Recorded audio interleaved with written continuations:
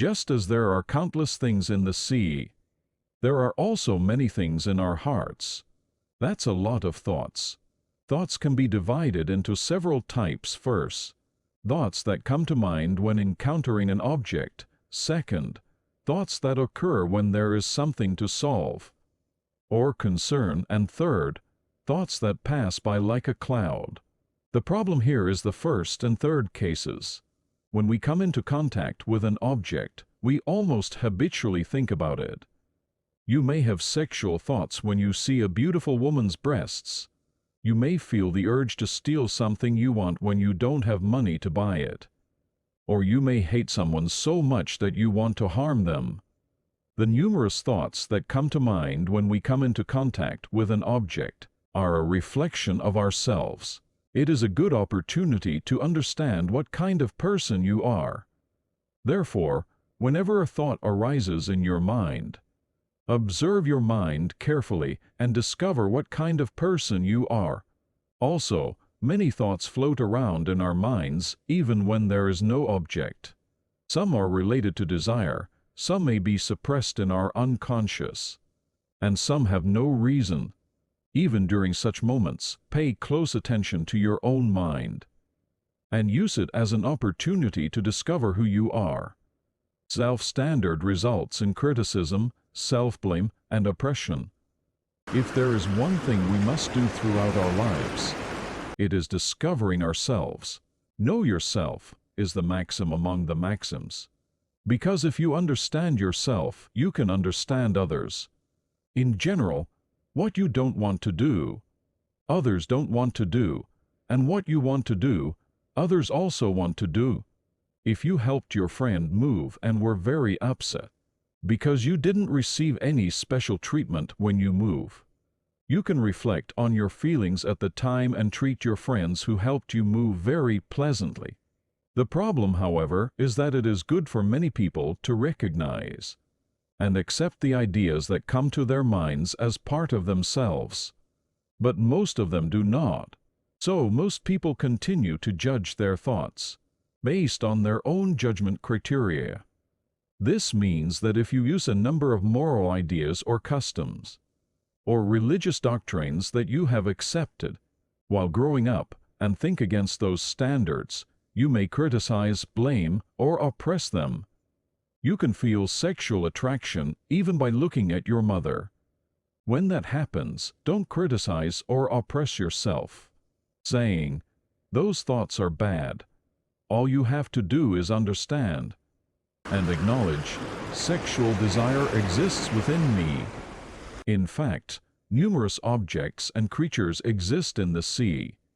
However, the sea does not condemn or reject anything, because all of it combined is the sea, because it's all a part of yourself, because everything is yourself. The same goes for us people. No matter what thoughts are flowing through your mind, never judge or criticize them. Simply accept and understand all those thoughts, as if they were your best friends.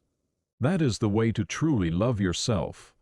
But the strange thing is that, while we tell people not to criticize or judge others, we often end up criticizing and judging ourselves, even though the most precious thing in this world is yourself. And paradoxically, people who criticize and judge themselves do the same to others. How can you love others when you can't love yourself? Ego, the collection of our experiences, acts almost as a dictator in our minds. You have become your own master and are criticizing and judging yourself. How ridiculous! Since ego is again criticizing and judging the thoughts that originated from ego in the end, I am blaming and judging myself. To escape criticism, accept your desires and thoughts as they are. In psychology, the mind is divided into the ego and superego, the part that judges good and evil and functions as conscience. But in the end, the two are the same. Although it can be divided in language, it cannot be divided in reality. It is nothing more than the same ego. Initially, it may seem like you are developing and improving yourself. But this is merely an illusion. For example, let's say you felt sexual desire when you saw your mother or father. At that time, the I superego, the higher self, judges the I ego, the lower self. That kind of thinking is bad. And then you feel something like guilt. Then, he seems to have changed into a very moral person. But that is just an illusion. The desire was merely repressed into the unconscious temporarily. At any moment, that desire waits for a chance to arise again. The thought becomes more and more rampant. You become more and more tied to those thoughts. This is by no means progress or improvement. Don't be fooled by the tricks of your heart. To avoid the poison of the I ego, when the I ego tries to criticize oneself, immediately contemplate it and become aware of it. Then, it stops immediately without progressing to emotions. Just as when a snake is about to bite you, you can be free from its venom by immediately twisting its neck. For you to truly escape from that thought criticism, you must become the owner of your essence, life, love, and acknowledge and accept your desire or thought ego as a part of yourself.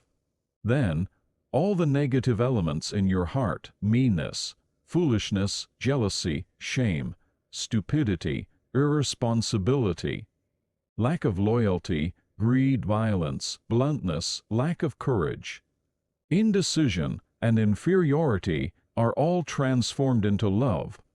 This is because even negative elements are based on life-love energy. Just as waves are originally the sea. That is the way to truly love yourself.